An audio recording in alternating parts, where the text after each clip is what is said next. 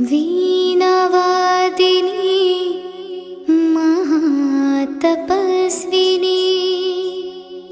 वो है शिव की शक्ति।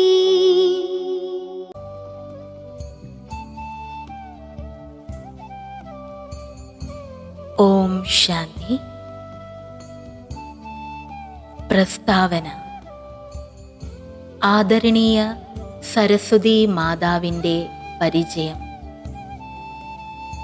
പ്രജാപിതാ ബ്രഹ്മാവ് കഴിഞ്ഞാൽ ജഗദംബ സരസ്വതിയുടെ സ്ഥാനം ഏറ്റവും മഹത്തരമാണ്. യജ്ഞത്തിൻ്റെ സ്ഥാപനയിൽ മമ്മയുടെ അത്യുന്നതമായ പവിത്രത, ഘോര തപസ്യ, ദൃഢനിശ്ചയം എന്നിവയെ എത്ര പുകഴ്ത്തിയാലും മതിയാവില്ല. മമ്മയുടെ മുഖശ്രീ കണ്ടിട്ടുള്ള ആരോട് വേണമെങ്കിലും ചോദിച്ചോളൂ, മമ്മ പ്രകൃതിയിലെ എന്തൊരു അത്ഭുതമായിരുന്നു. മമ്മയെ കണ്ട് ആധ്യാത്മിക ജ്ഞാനമില്ലാത്തവർ പോലും ഇങ്ങനെ പറയുമായിരുന്നു: മാതാ, ഓ മാതാ, നിൻ ശീതള ഛായ, നിന്നാശ്വാസകരങ്ങൾ, നിന്നിച്ഛ എന്തോ അതുതന്നെ എന്നിഷ്ടം. എവിടേക്ക് നീ എന്നെ കൊണ്ടുപോയാലും ആകാശം കണ്ടു ഞാൻ സർവവും മറക്കും. മാതാ, ഓ മാതാ.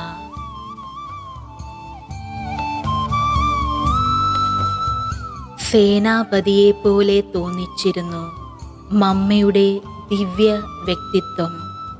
യോഗത്തിൻ്റെയും രാജകീയതയുടെയും സമന്വതയിലൂടെ മമ്മയുടെ ചലനങ്ങളും പെരുമാറ്റവും എത്രയും അഴകുള്ളതും ദിവ്യവും യോഗ്യവും ആയിരുന്നു എന്ന് പറയേണ്ടതില്ലല്ലോ. ആർക്ക് മമ്മയുടെ സ്പർശനം ലഭിച്ചുവോ അവരുടെ ഇന്ദ്രിയങ്ങളുടെ ചഞ്ചലത ശാന്തമാകുന്നതായി അനുഭവം ഉണ്ടാകുമായിരുന്നു. മമ്മയുടെ മുറിയിൽ പ്രവേശിക്കുമ്പോഴൊക്കെ ഒന്നുകിൽ മമ്മ ആഴത്തിലുള്ള തപസ്യയിലോ ഹംസമാതാവിനെ പോലെ ജ്ഞാനരത്നങ്ങളുടെ ധാരണയിൽ മുഴുകി ഇരിക്കുന്നതായിട്ടോ കാണപ്പെട്ടിരുന്നു. എന്തൊരു മാസ്മരികതയായിരുന്നു മമ്മയുടെ വ്യക്തിത്വത്തിന്! മമ്മയുടെ വ്യവഹാരങ്ങൾ എത്ര ഊഷ്മളമായിരുന്നു! കർമ്മങ്ങളിൽ എന്തൊരു മഹനീയത ആയിരുന്നു! മമ്മയുമായി സംബന്ധ സമ്പർക്കത്തിൽ വന്നവരുടെ ജീവിതം തന്നെ സഫലമായിരുന്നു. അതുകൊണ്ട് നാം ബ്രഹ്മവത്സർ ആയതിനാൽ മാത്രമല്ല സരസ്വതി പുത്രന്മാരും പുത്രിമാരുമാണ് എന്നതുകൊണ്ടും എത്ര സൗഭാഗ്യശാലികളാണ്. ലോകർ ഏത് ദേവിയെ ആണോ വിദ്യാദായിനിയുടെ രൂപത്തിൽ വിദ്യയുടെ വരദാനം പ്രാപ്തമാക്കാൻ വിളിച്ചുകൊണ്ടിരിക്കുന്നത്, ആ ദേവിയുടെ പാവനഹസ്തങ്ങളാൽ നാം അമൃത് കുടിച്ചു. മമ്മയുടെ നാവിൽ നിന്ന് ഉതിർന്ന സ്വർഗീയ സുഖദായിനിയായ ജ്ഞാനവീണാനാദം ശ്രവിച്ചു. മമ്മയുടെ വരദാനി ഹസ്തങ്ങൾ നമ്മുടെ ശിരസിൽ സ്നേഹം വർഷിച്ചു. നാം മമ്മയുടെ ജ്ഞാനമയി മടിത്തട്ടിലെ സന്താനങ്ങളാണ്. സരസ്വതി ദേവി ഈ ഭൂമിയിൽ നിൽക്കുന്നതും ഇരിക്കുന്നതും നടക്കുന്നതും ഈ കണ്ണുകൾ കൊണ്ട് ഞാൻ കണ്ടു. ഞാൻ ജീവിതത്തിൽ വേറെ ഒന്നും നേടിയില്ലെങ്കിൽ തന്നെ എന്താ ഇത് അത്ര ചെറിയ കാര്യമാണോ? ലോകത്തിൽ ഇതിൽ കൂടുതൽ മനോഹരമായ ഒരു ദൃശ്യം വേറെയുണ്ടാകാൻ വഴിയില്ല. മമ്മ നടക്കുമ്പോൾ മണ്ണും വിണ്ണും സൂക്ഷ്മവും ദിവ്യവുമായ നാദങ്ങൾ പുറപ്പെടുവിച്ചിരുന്നു.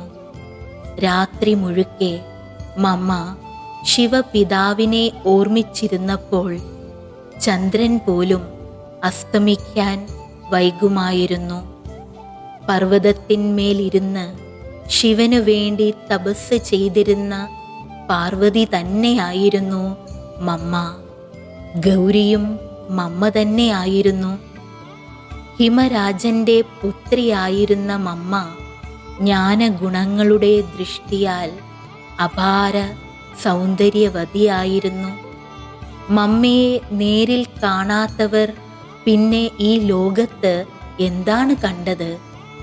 ആരെയാണോ ലോകം ആദിദേവി, അംബാമാത, ഈവ്, ഹവ്വ എന്നീ നാമങ്ങളാൽ ഓർമ്മിക്കുന്നത്, അവരെ കാണാൻ ഇത് തന്നെയായിരുന്നു സുവർണ അവസരം.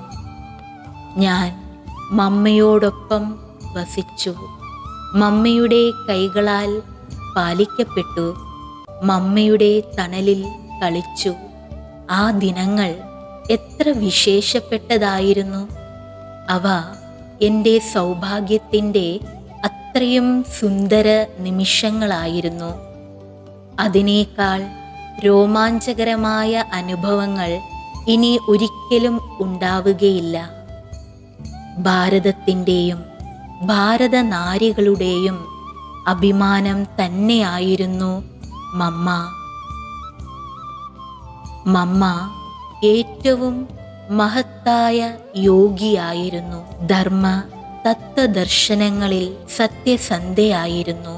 ദിവ്യഗുണങ്ങളുടെ ഖനിയായിരുന്നു മമ്മ. വിശ്വമാതാവും ആയിരുന്നു. മമ്മയില്ലായിരുന്നുവെങ്കിൽ ഒന്നിനും നിലനിൽപ്പുണ്ടാകുമായിരുന്നില്ല. മമ്മ പ്രജാപിതാ ബ്രഹ്മാവിലൂടെ പരമാത്മാ ശിവന്റെ ഈശ്വരീയ ജ്ഞാനം കേട്ട് സർവ യജ്ഞവത്സർക്കും മനസ്സിലാക്കി കൊടുത്തു. മമ്മ ജ്ഞാനത്തിൻ്റെയും യോഗത്തിൻ്റെയും മകുട ഉദാഹരണമായിരുന്നു. യജ്ഞത്തിലെ എല്ലാ മക്കളെയും സംരക്ഷിക്കുന്നതിന് മമ്മയായിരുന്നു നിമിത്തമായത്. മമ്മയ്ക്ക് പ്രജാപിതാ ബ്രഹ്മാവിനോടൊപ്പം ഇരുന്ന് ദിവസവും ജ്ഞാനവീണ മീട്ടാൻ അധികാരം ഉണ്ടായിരുന്നു. ആ മാതേശ്വരി ദുർഗയുടെ രൂപം ധാരണ ചെയ്തത് യജ്ഞക്കോട്ട സംരക്ഷിക്കുകയും വിഘ്നങ്ങളെ അഭിമുഖീകരിക്കുകയും ചെയ്തു. ജനങ്ങളിൽ നിന്നും സർക്കാരിൽ നിന്നും നേരിട്ട വിപത്തുകളെ അതിജീവിച്ചു. ഭിന്ന ഭിന്ന സംസ്കാരങ്ങളുള്ള യജ്ഞവത്സരുടെ സംസ്കാരങ്ങളെ ഭട്ടിയിലിട്ട്, അതായത് ചൂളയിലിട്ട് ഉജ്ജ്വലമാക്കുകയും ഓരോരുത്തർക്കും ജ്ഞാന താരാട്ട് കേൾപ്പിച്ച് ജ്ഞാനത്തിൻ്റെ പാലന നൽകി. പ്രഥമ ശീതളമാതാവും സന്തോഷി മാതാവും അന്നപൂർണേശ്വരിയും മമ്മ തന്നെയായിരുന്നു. പ്രജാപിതാ ബ്രഹ്മാവ് സ്വയം മമ്മയ്ക്ക് മാലയിലെ ഇരട്ട മുത്തുകളിൽ സ്ഥാനം നൽകി.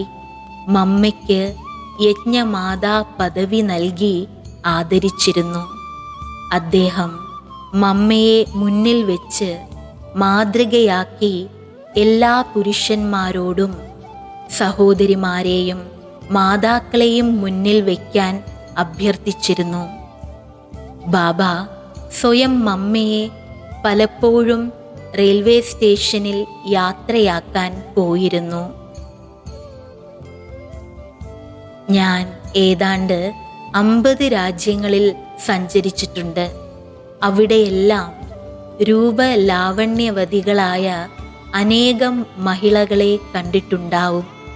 എന്തെന്നാൽ കണ്ണടച്ചുകൊണ്ട് യാത്ര ചെയ്യാൻ കഴിയില്ലല്ലോ. വിദൂഷികൾ, സാമൂഹ്യ സേവകർ, ഭരണാധികാരികൾ, വാഗ്മികൾ തുടങ്ങിയ പ്രഗത്ഭരായ മഹിളകളെയും കണ്ടിട്ടുണ്ട്.